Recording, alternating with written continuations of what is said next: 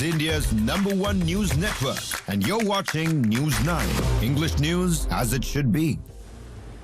A very good morning. Thank you so much for tuning in to News9 this Monday morning. On the show this morning, we have an interesting lineup for you. First up, India has been invited by the U.S. administration to be part of the Gaza Peace Board. We'll tell you all about that on the show this morning. Also on the show, it's the 19th of Jan and the all-important annual summit at Davos kicks off. India showcases its might at the World Economic Forum, led by 4 union ministers and a plethora of corporate voices there in Switzerland. And of course, we will bring you a mood check on markets. Remember, a lot of happening in the markets, especially with respect to US and Europe now slapping tariffs on each other. It seems that money could potentially flow back into the Asian markets, especially the emerging pack, including India. All that and more on this edition of Morning Brief at 9.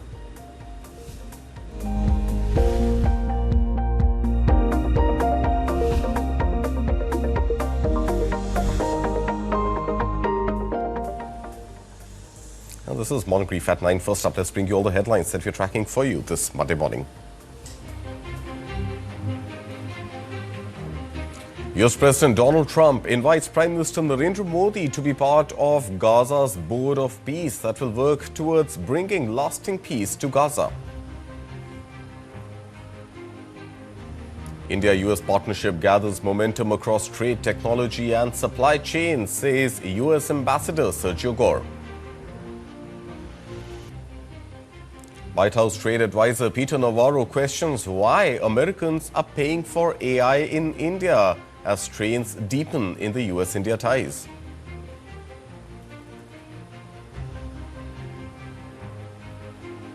World Economic Forum 2026 begins in Davos with world leaders including U.S. President Donald Trump, French President Emmanuel Macron and Ukrainian President Volodymyr Zelenskyy converging for high-level global dialogue. Meanwhile, India is all set for one of its strongest presences ever at Davos as ministers, chief ministers and top CEOs push growth, investment and global influence.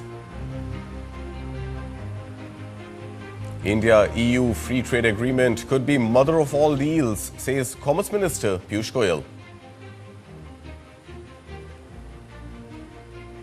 Emotional reunions at Delhi airport as Indian nationals return home amid worsening security situation in Iran. DGCA slaps 22.2 crore rupee penalty on Indigo over massive December flight cancellations and delays. And again this morning, thick fog blankets Delhi NCR as the cold wave tightens its grip, disrupting air traffic with 7 flights delayed at IGI Airport.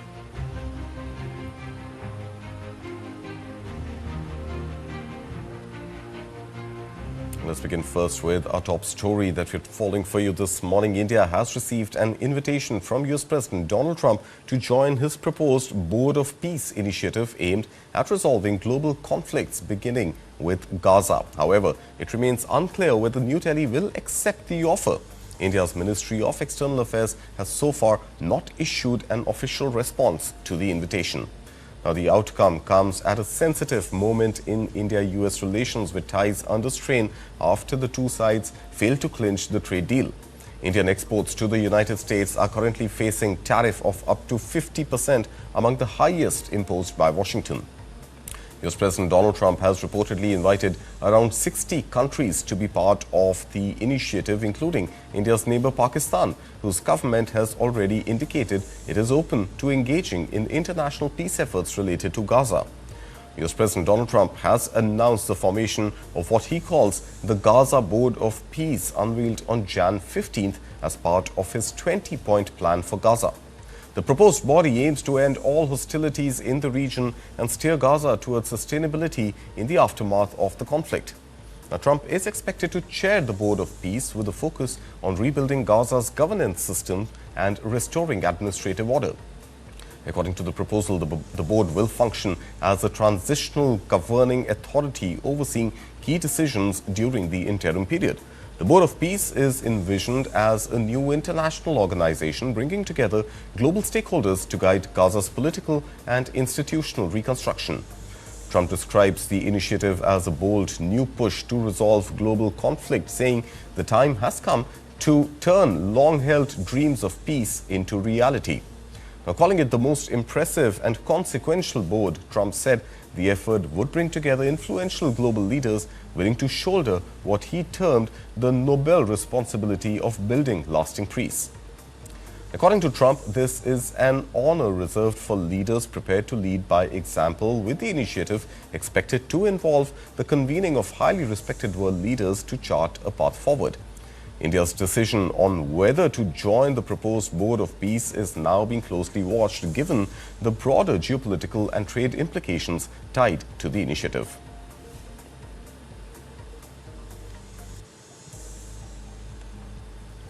Meanwhile, the India-United States strategic partnership continues to gather momentum across key sectors, with both sides pushing deeper cooperation in trade, technology, education, energy and supply chains.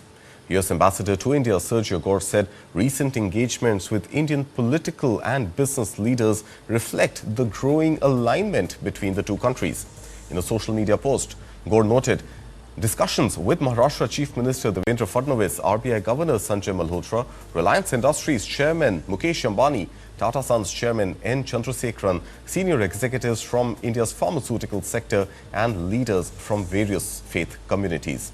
According to the ambassador, these interactions are helping accelerate collaboration and build long-term momentum in priority areas that support the broader U.S.-India partnership, particularly economic growth, innovation and supply chain resilience.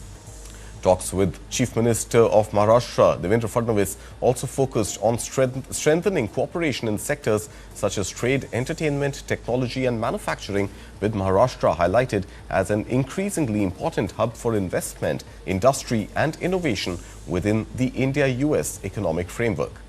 Now, beyond formal meetings, Gor also highlighted India's cultural and people-to-people ties, emphasizing the soft power dimension of this bilateral relationship.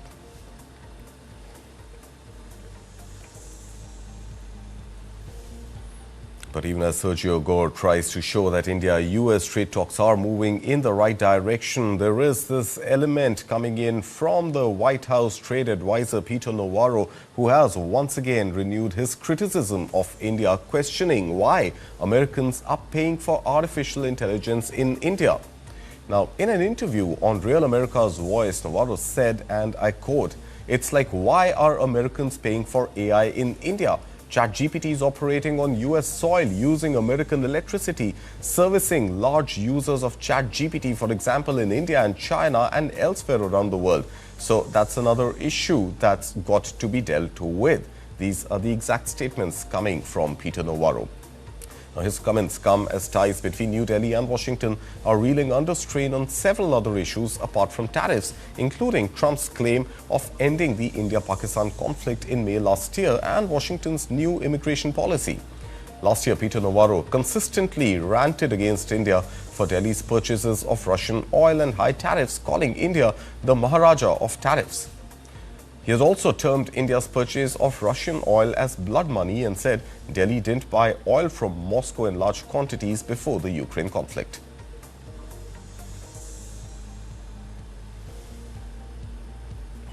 And shifting focus now to Davos, the World Economic Forum annual meeting 2026 is all set to begin today in Davos in Switzerland, with the Alpine town bracing for a massive influx of global power brokers amid unprecedented security.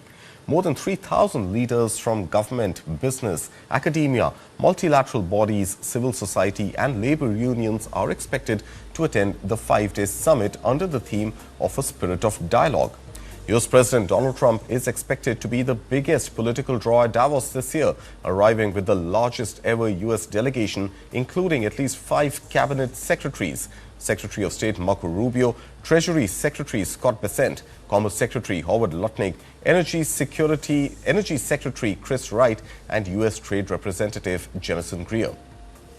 The meeting will also see the participation of more than 30 foreign ministers, over 60 finance ministers and central bank governors, and more than 30 trade ministers. Top global leaders attending include Canadian Prime Minister Mark Carney, German Chancellor Friedrich Merz, French President Emmanuel Macron, European Commission President Ursula von der Leyen and Chinese Vice Premier He Lifang, Swiss President Guy Parmelin and Ukrainian President Volodymyr Zelenskyy. At the same time, India is set for one of its strongest ever representations at Davos too. From India, at least 4 union ministers, including Ashwini Vaishnav, Shivraj Singh Chauhan, Prahlad Joshi and K. Ram Mohan Naidu, are all expected to attend, along with 6 chief ministers and over 100 top Indian CEOs.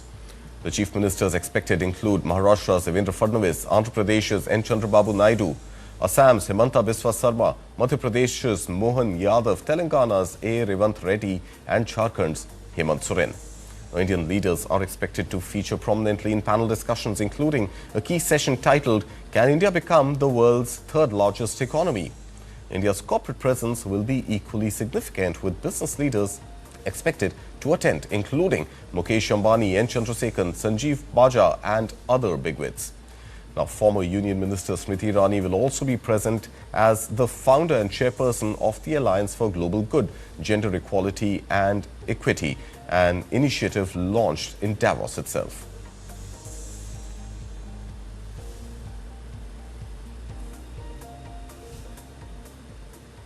Meanwhile, Commerce and Industry Minister Piyush Goyal has described the proposed free trade agreement between India and the European Union as, and I quote him, the mother of all deals, highlighting the scale and strategic importance of the pact for New Delhi. His remarks come after Commerce Secretary Rajesh Agarwal indicated that India and the EU could announce the conclusion of trade negotiations as early as Jan 27th. Now, speaking on the sidelines of the Startup India event, Goyal said India's trade agreements under the current government have focused exclusively on developed economies.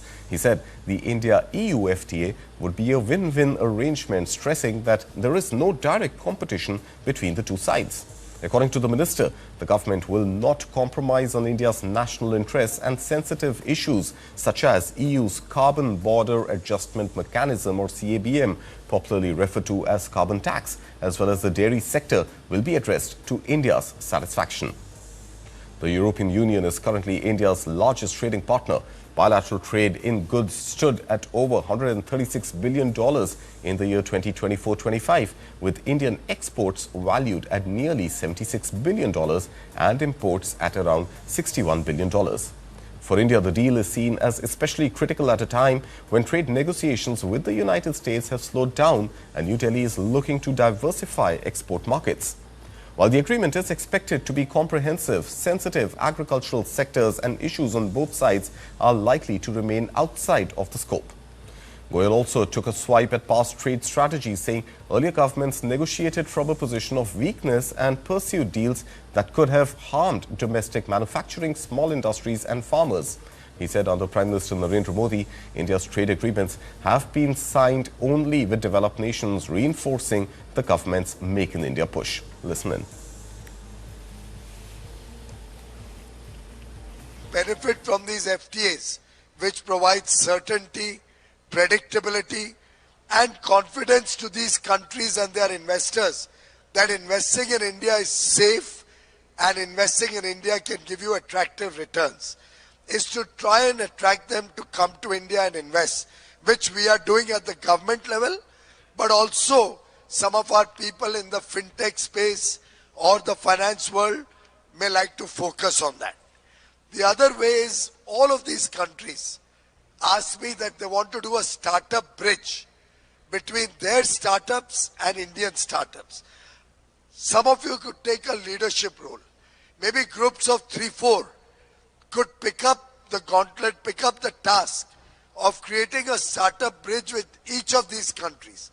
I can easily see before my eyes at least 100 countries around the world with whom we can help you, the ecosystem in India, engage with those countries. And once we have a startup bridge, we'll actually be able to take investments into India and take our startup ideas to those countries. Commerce Minister Piyush Goyal there talking about startup bridges between countries, developed countries, as well as India's startup ecosystem. Well, moving on now, emotional scenes were witnessed at Delhi's international airport as Indian nationals returned home from Iran amid a rapidly deteriorating security situation. Families waiting outside the arrival terminal were seen embracing their loved ones, marking the end of days filled with anxiety and uncertainty. Many of those returning, including students, described the last few days in Iran as tense, with unrest on the streets and communication disruptions adding to their distress. Several returnees said the internet shutdown left them feeling isolated and cut off from their families back home, making the situation even more difficult for them. Reaching India, they said, brought an overwhelming sense of safety and reassurance. Relief also came after the Indian embassy in Tehran stepped in to assist stranded nationals, helping restore communication and coordinate their return. Families said the embassy remained in regular touch, issuing advisories and guiding citizens through the process of leaving the country. The government had earlier advised all Indian nationals in Iran, including students, pilgrims, businesspersons and tourists, to leave using any available means as security conditions worsened. The advisory followed large-scale protests triggered by Iran's economic crisis, marked by a sharp fall in the national currency.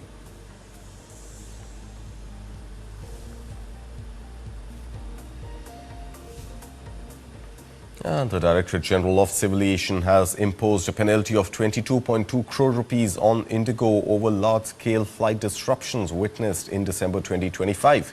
The aviation regulator has also issued warnings to the airline's senior management over operational lapses that led to widespread cancellations and delays. According to the DGCA, the penalty includes a one-time systemic fine of 1.8 crore rupees for multiple violations of civil aviation requirements. In addition, a daily penalty of 30 lakh rupees was imposed for continued non-compliance with the revised flight duty time limitation norms over a period of 68 days, taking the total to 22.2 crore rupees in fine. The regulator noted that between December 3rd and 5th, as many as 2,507 Indigo flights were cancelled and 1,852 flights were delayed, leaving over 3 lakh passengers stranded across airports. A 4-member inquiry committee set up by the DGCA found that the crisis was triggered by over-optimization of operations, inadequate regulatory preparedness, deficiencies in system software and shortcomings in management structure and operational control. The panel observed that the airline failed to identify planning gaps, maintain sufficient operational buffers and effectively implement the revised duty time norms. The inquiry also highlighted an excessive focus on maximizing utilization of crew, aircraft and network resources, which sharply reduced roster buffer margins and compromised operational resilience, ultimately impacting passenger convenience. In response, Indigo said it will take full cognizance of the regulator's orders and implement corrective measures in a timely manner. The airline added that an in-depth review of its internal processes is underway to strengthen resilience going forward.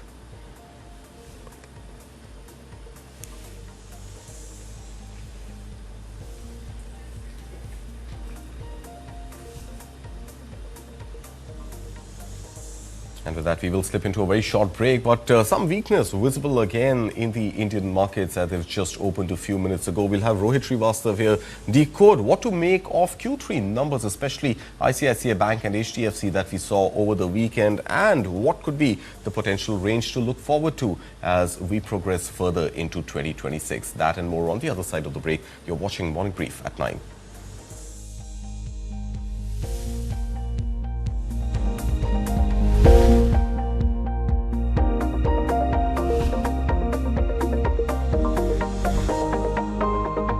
इतनी दूर कैसे करेगी? Auto लेगी क्या? नहीं अम्मा। तो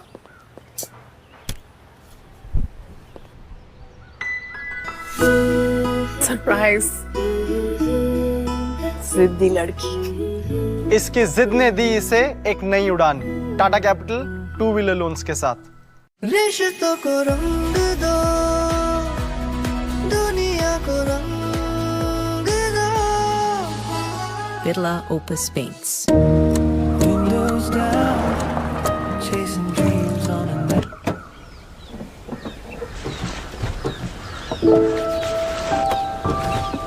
With Skoda Supercare and growing network across 180 plus cities, you never drive alone. Skoda.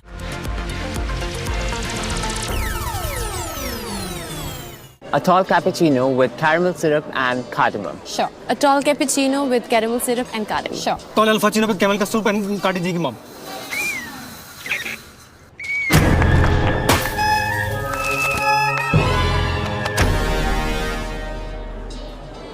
अदरक वाली चाय पिलाओ ना, कड़क। सर, मलाई मार के देती हूँ। लाइफ हो या इन्वेस्टिंग, भीड़ के पीछे मत भागो। म्यूचुअल फंड अपनाओ और खुद के हिसाब से इन्वेस्ट करो। म्यूचुअल फंड निवेश बाजार जोखिमों के अधीन है। योजना से संबंधित सभी दस्तावेजों को ध्यान से पढ़ें।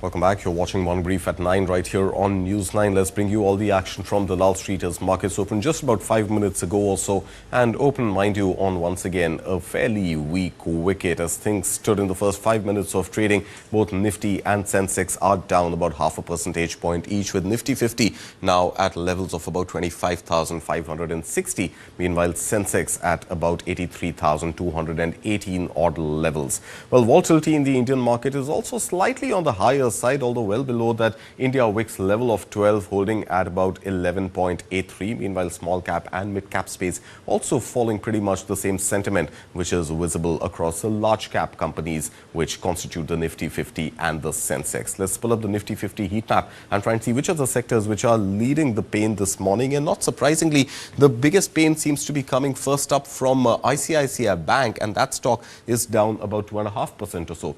Remember, both HDFC and ICICI Bank had announced their Q3 results over the weekend, and some sort of a contrast visible, which is also reflecting in the stock movement this morning. While HDFC has shown an increase in net profit, ICICI Bank, the net profit for ICICI Bank on a year-on-year basis in Q3 is down about 4% or so, and that's exactly what is being reflected here on the stocks as well. Meanwhile, bad news coming in from the IT space as well, especially from Wipro, and the Wipro stock this morning is nearing its lower circuit territory. It's already down about 9.2%, again, given the results that we saw in Q3. Meanwhile, Infosys, which had seen a massive rally last week after announcement of its result, the stock at one point was up almost 5% or so. That stock is also seeing some sort of a profit booking, opening this morning weaker at about 0.6% or so below par. Meanwhile, Reliance Industries is also down about 1.5% or so in early trade, again owing to the Q3 results and the missed targets, the missed guidance targets that we saw in Q3. Well, Rohit Srivastav joins us this morning to help us understand what to make of the numbers that we saw in Q3, Rohit. And I want to first begin with the banking story. And we've seen a sort of contrast between both HDFC Bank and ICICI Bank. And if you look at HDFC Bank, we saw a net profit grow by almost 12%. But in the case of ICICI Bank, we saw the net profit actually come down about 4% or so. So overall, this seems to be something which is very unique to the bank itself and not the sector when you talk about ICICI Bank. And that's something which is visible even in the price action this morning, isn't it? So it's unfortunate what you actually see when we see price action of ICICI Bank, especially over a period of time. Banking stocks like this one typically are highly correlated to the bank index. But over the last 3 to 5 months, I have seen it break away from what Bank Nifty was doing. In other words, the ICICI Bank stock is actually down over the last quarter or more, while Bank Nifty actually made it to an all-time high in the month of December. So this divergence was concerning to start with, that, why is it diverging? It did reach a very, very important support, which is why we've seen it bounce back over the last, few weeks. But the numbers are really not adding up, and they actually, indicate why we've seen this underperformance. So hope really would be that going forward, now that the market's already corrected, or rather the stock is already corrected, that things improve. We are not still seeing a bearish reversal from the recent bounce back, but it does put you on watch as far as the performance of ICICI is concerned. HDFC Bank, on the other hand, while it did do a little better, has been a little more aligned.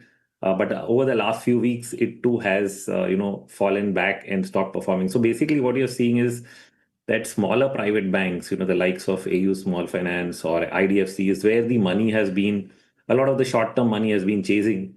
And you've actually seen the big ones from Kotak, HDFC to ICICI lag behind and underperform. And there's no change in that as yet. So not really a good sign for the large banks.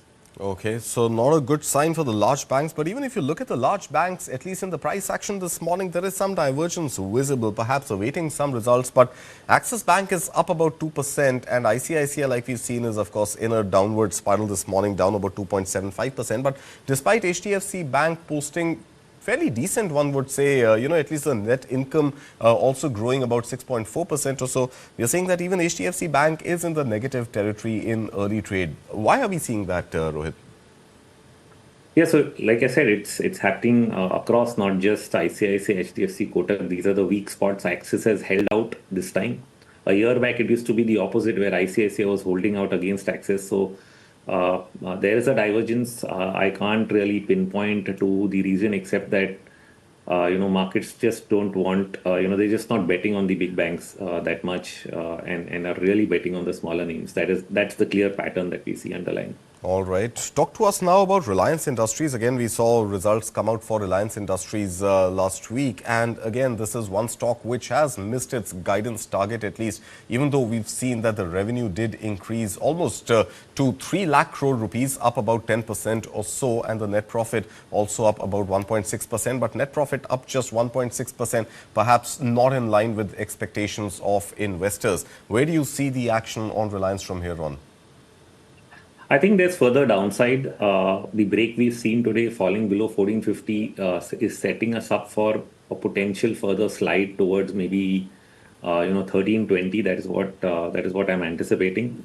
It may not happen right away, but probably see it eventually go there. So it looks like a weak trend, and that's a major large cap stock which almost made a double bottom in the at the start of the year, because on the 5th of January it was back at the prices that we had seen only last year in July. And then from there we are seeing it sell off again. It's also been in the midst of all the news flow related to the oil and Russia trade. So that also has not helped. But definitely with earnings not coming in, it continues to put the stock under pressure. Right, so pressure there for Reliance Industries as well. However, it's not just the oil story. In fact, what held well for Reliance Industries was the revenue coming from the telecom space. So one was still anticipating, Rohit, that there could be potentially some clearer announcement on the demerger of Reliance Jio from the mothership. But no real timeline and no real direction given to that as well. Do you think it is time that the demerger goes through? Because if telecom is where the money seems to be, then potentially the investors should enjoy the upside of that and not really get bogged down by all the volatility that we see in the oil prices. So surely the telecom space is interesting, because now you have left with a couple of big players, and they have a stronger share in the market. But when will they unlock that value for investors remains a question mark. It's usually when the markets are in good shape that you've actually seen Reliance do that. If you look at all their previous IPOs, they usually come out at times when markets are in good condition. Right. So definitely they would want to get good value when sentiment is much better than it is right now. Right. So they may just wait for the right timing. Right. Okay. So timing is critical, and potentially when markets are in an upswing, when the stock is back above maybe those 2,500 odd levels, which is when we saw JFS, the Geo Financial Services, split out, could be potentially the right time for Reliance Industries. Meanwhile, I want to shift focus to the IT space, and the IT space also has been a mixed bag of numbers, hasn't it, Rohit? We saw TCS not living up to expectations. We saw Infosys pretty much hitting the ball out of the park. And now we are seeing Wipro also reflecting a growth of just about 0.2% or so in profits. Overall, the IT story has been fairly a mixed bag, if one can call it. Is there some sort of a guidance that one should keep in mind for IT investors at this stage? Should they just let go of their IT holdings for the time being and wait for the situation, for the story, especially on the US front, also to stabilize? And perhaps also see some announcements, more robust announcements on the AI front before dabbling back into IT stocks?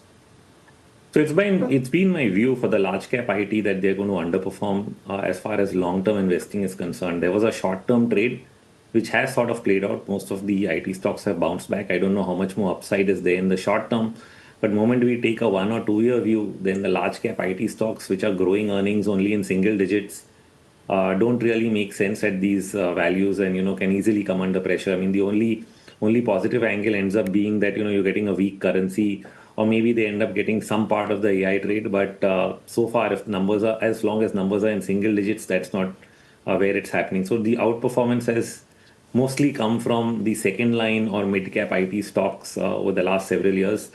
That might remain somewhat the focus, but you would have to be very, very careful. So I wouldn't be overexposed to IT. In fact, we rarely cover that segment, and generally it's an avoid from an investment standpoint.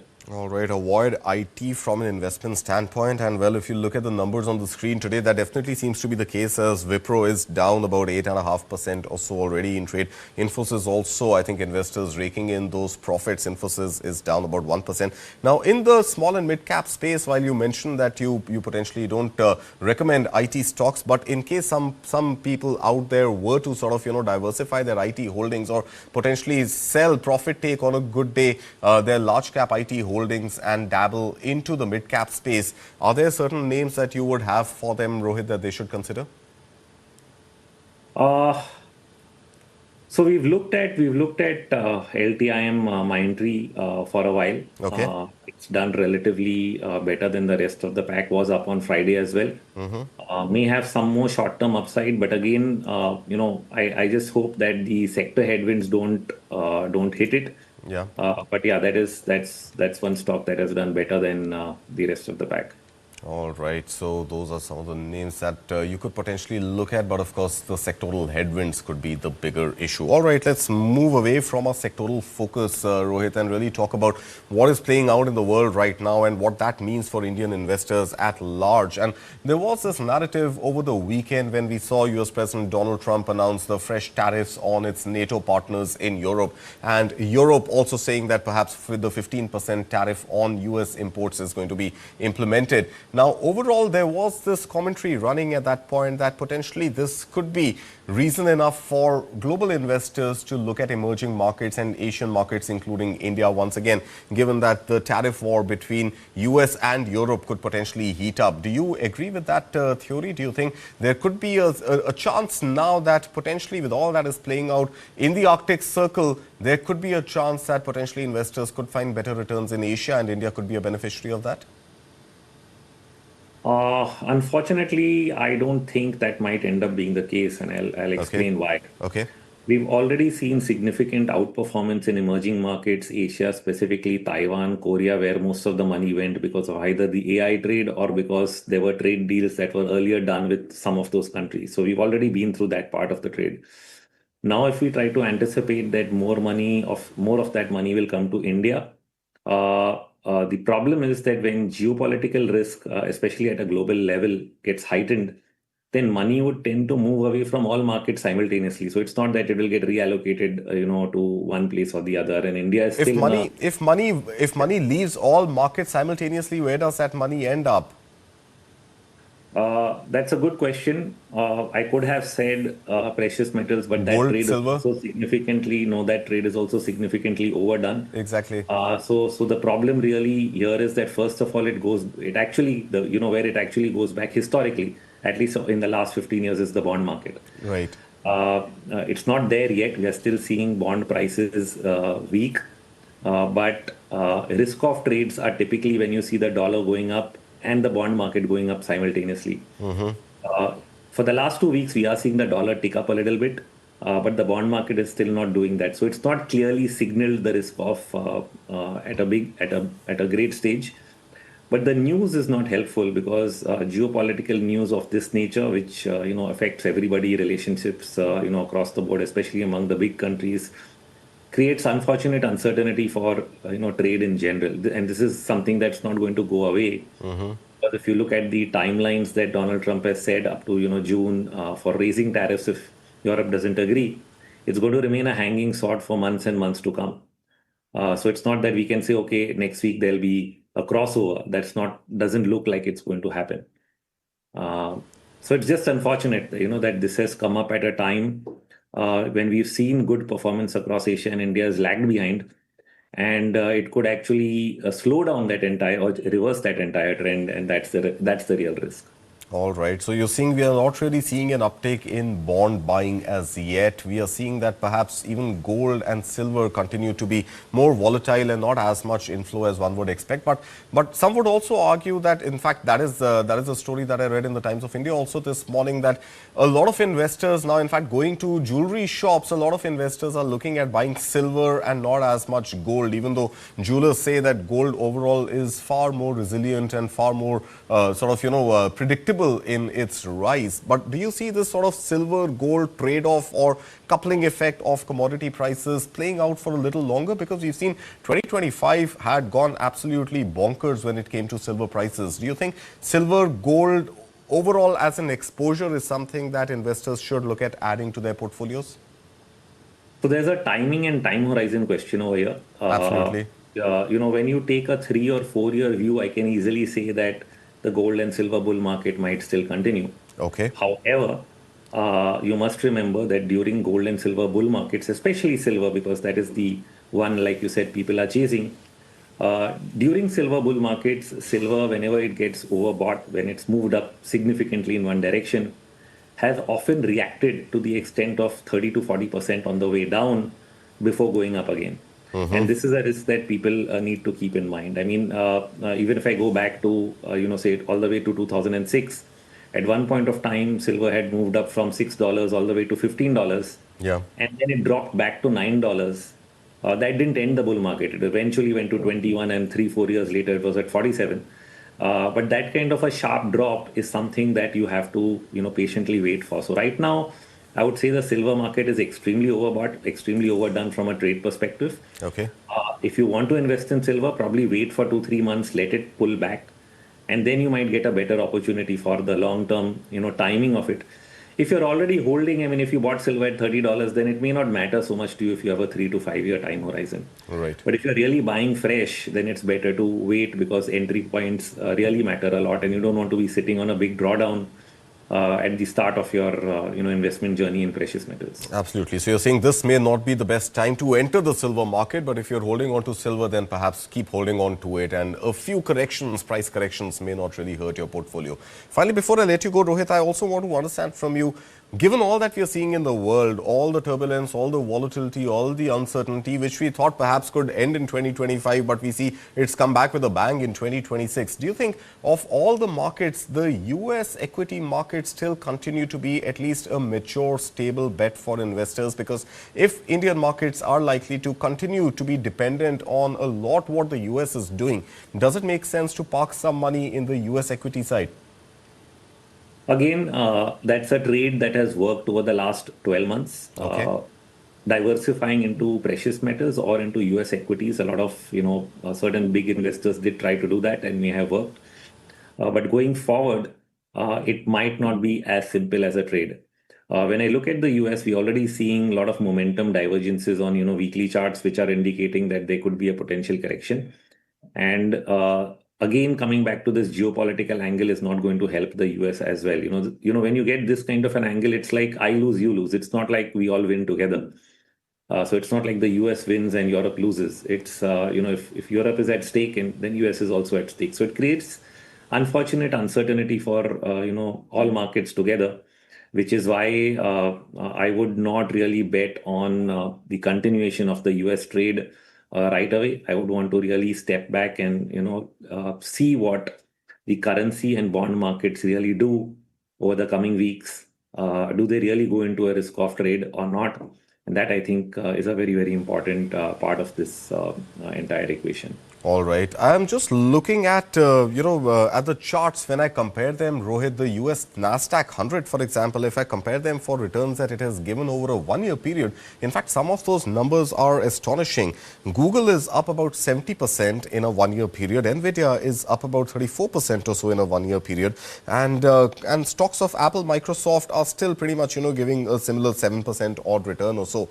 But do you think the kind of rally that Nvidia and Alphabet have seen is something that that is likely to continue in the year ahead as well? Because we know AI is not going anywhere from here. So I would say I'm still studying the situation. If I just look at the US market, I've already said that I should be open to some kind of downside risk before considering how much upside may still be there in the AI and tech business trade. So it's going to be a little tricky. I think rather wait and see whether you can get better value in some of these names just because of the geopolitical risk that is beginning to develop. So for completely different reasons apart from the business that we are seeing in AI, we might see better prices available at which we can get a better entry. So I think it's better to just wait out rather than try and anticipate that how good the returns are going to be in the next year. All right. Well, let's leave it at that. Rohit Srivastav, as always, a pleasure having you here with us on News9. And thank you so much for all the input that you shared, which is going to benefit our investors watching the show. Thank you so much for your time. And before we slip into another break, let's look at the global stories that we're following for you at the start of this week.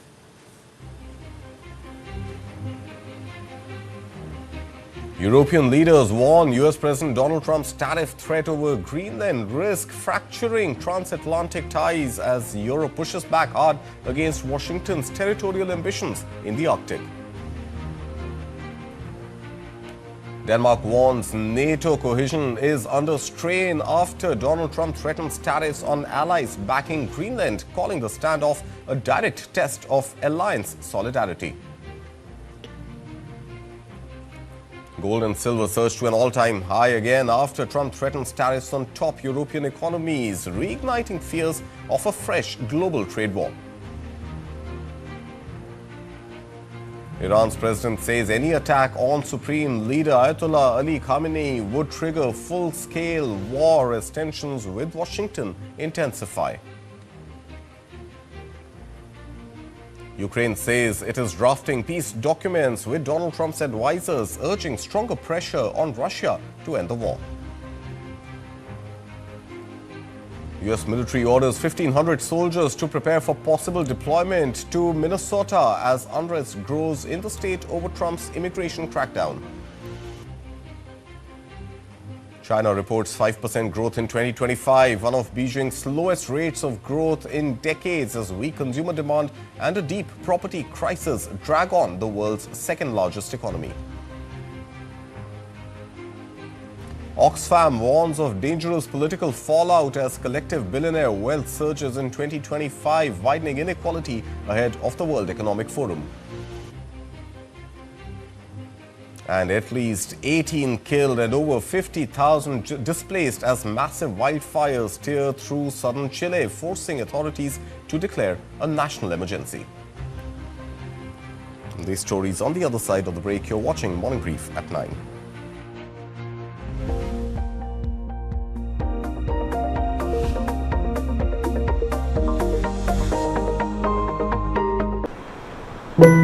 तुम destination wedding के लिए budget रोते थे, पर pics कितनी अच्छी आई हैं। बहुत क्यूट लग रही हो। ऑब्वियो, अपने दम पे शादी करने का ग्लो। इनकी जिद ने किया डेस्टिनेशन वेडिंग का सपना सच अपने दम पर, टाटा कैपिटल पर्सनल लोन्स के साथ।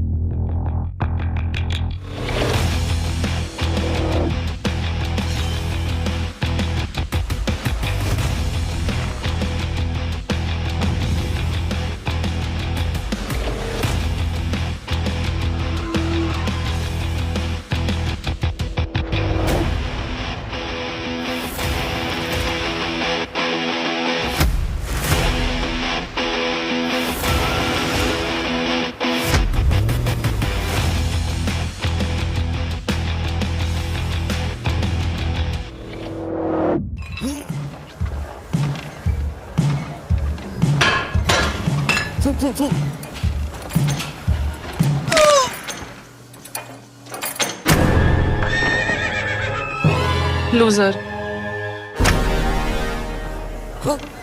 लाइफ हो या इन्वेस्टिंग, ओवर कॉन्फिडेंस से नुकसान भी हो सकता है। म्यूचुअल फंड अपनाओ और थोड़ी हेवी लिफ्टिंग एक्सपर्ट्स को भी करने दो। म्यूचुअल फंड निवेश बाजार जोखिमों के अधीन है। योजना से संबंधित सभी दस्तावेजों को ध्यान से पढ़ें।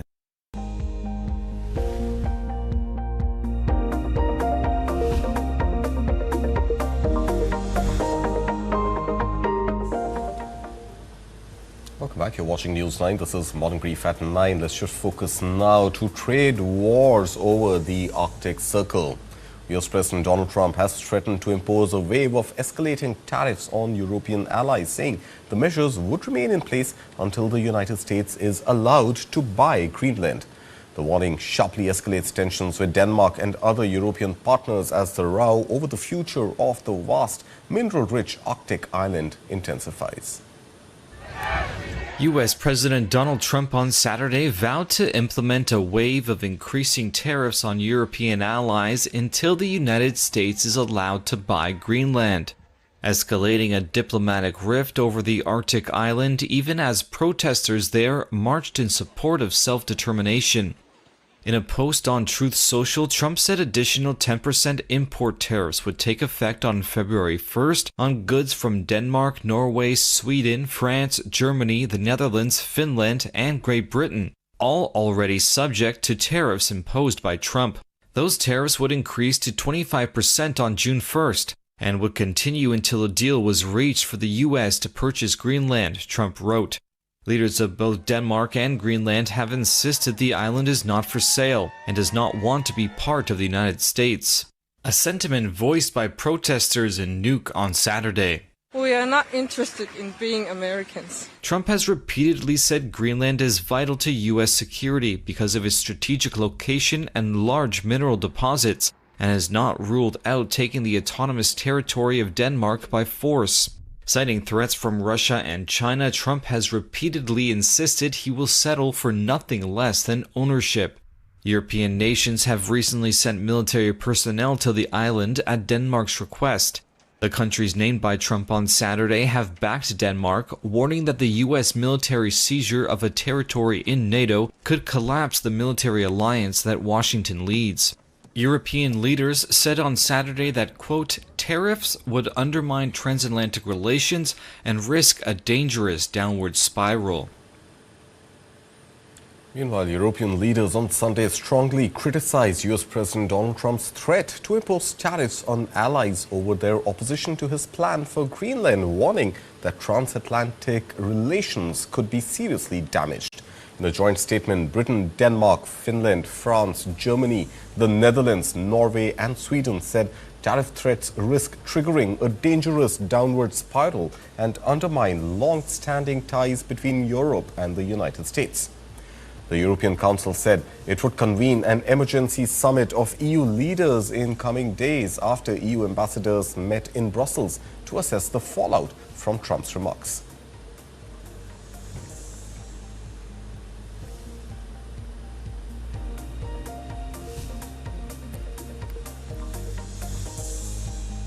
Well, the warning comes despite an existing deal struck with Washington in July, under which most EU exports face a 15% US tariff.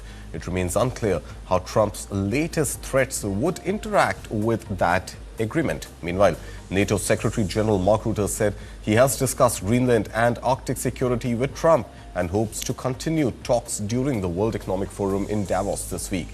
Trump and his administration argue that bringing Greenland under U.S. control is necessary for American national security, claiming Denmark would be unable to defend the territory against potential threats from Russia or China, a position firmly rejected by European allies. Spoken to the Prime Minister of Greenland, and there's a full commitment, not surprisingly, as is appropriate, of NATO partners to the security of Greenland. That's the right way to address this security, and the right way, finish and then hand back in terms of whether it's development of critical minerals, is to develop in partnership. Now, staying with developments over Greenland, Denmark said it will continue to pursue diplomatic engagement with the United States to resolve the standoff over Greenland, despite threats from Washington. Now, Danish Foreign Minister Lars Løkke said on Sunday that Copenhagen remains committed to dialogue as the preferred path to diffuse tensions with the U.S. Listen in. Well, honestly speaking, I think you must follow more than one track. I mean, we have been asking since the very beginning of this to have a constructive dialogue with our American ally and friends, free from social media and headlines and strong words. And we opened that dialogue last week. We will not give up on that. I mean, I have an agreement with the American Vice President. It was reconfirmed after we have listened to the press spokesperson. So we will stay on track unless US decide differently. But then at the same time, of course, we need the European Union to respond. And moving to the world of commodities, now gold and silver hit record highs again on Monday, while most equity markets fell after U.S. President Donald Trump revived trade war fears by threatening several European nations with tariffs over the opposition to the U.S. buying Greenland. Gold, a key go-to in times of turmoil, hit a peak of $4,690.60 an ounce, while silver struck $94.12. The U.S. president has fanned already rising geopolitical tensions this month by insisting that Washington would take control of the North Atlantic island, citing national security needs. And on Sunday, after talks failed to resolve fundamental disagreement over the Danish autonomous territory, he announced he would hit 8 countries with fresh levies under their refusal to submit to his demands. Now, he said he would impose 10% tariff on Denmark, Norway, Sweden, France, Germany, the United Kingdoms and the Netherlands, as well as Finland from February 1st, rising to 25% from June 1st if they did not agree to the takeover.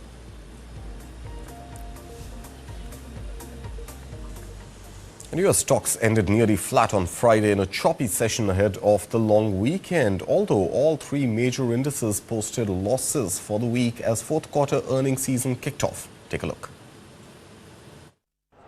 Wall Street stocks closed fractionally lower Friday, with the Dow slipping the most, down about 0.2%, while the S&P and Nasdaq ended essentially flat. The 3 major indexes posted losses for the week as fourth quarter earnings season kicked off. Big U.S. banks posted mostly solid results, though shares of banks and other financial institutions have been pressured by worries over President Donald Trump's proposed 1-year cap on credit card interest rates at 10%. Shares of chip makers rose Friday, with an index of semiconductors extending gains from Thursday. Lee Bennett, chief investment strategist with Concurrent Asset Management, says she thinks the technology sector will keep pushing stocks higher. I think the big focus has been really on AI and how that is driving technology, but it's so much broader than that. You have robotics, blockchain.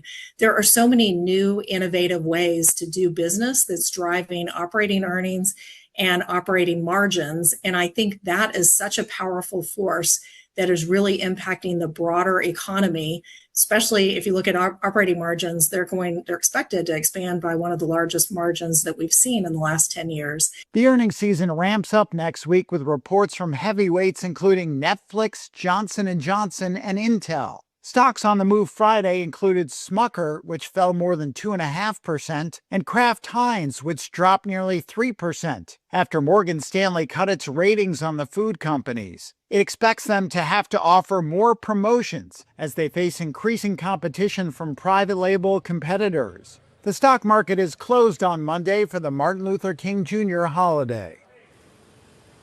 And finally, from U.S. President Donald Trump heading to Davos to attend the World Economic Forum to the ongoing battle for control at the U.S. Federal Reserve. Here's a roundup of the stories to watch in business and finance this week. We leave you with that. From Trump heading to Davos to the ongoing battle for control at the Federal Reserve, these are the stories to watch in business and finance in the coming week. Political leaders, central bankers, billionaires, and tech bros are all heading to Davos for the 56th World Economic Forum. The main focus will be U.S. President Trump, who plans to attend in person and said his speech will cover housing and affordability. But everyone will be watching for news on anything from geopolitics to trade from the president.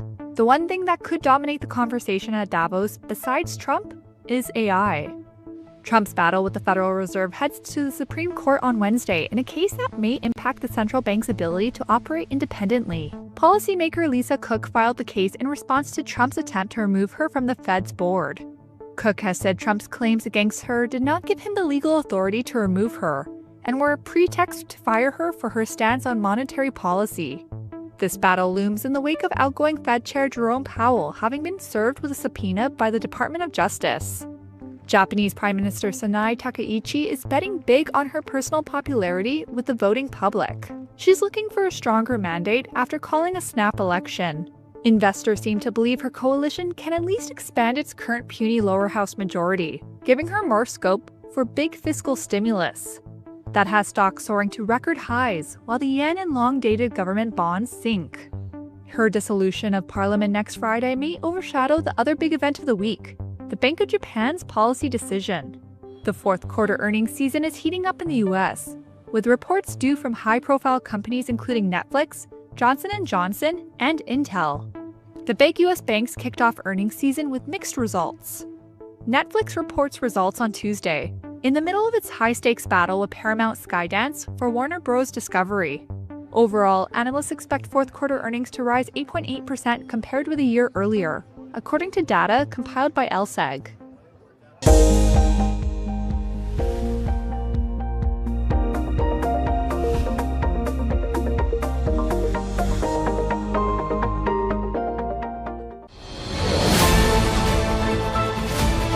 When Trump captures Maduro, News9 breaks it first. It's happening far away, but it has tremendous consequence for the world. What happens next? Biggest international headline of the hour.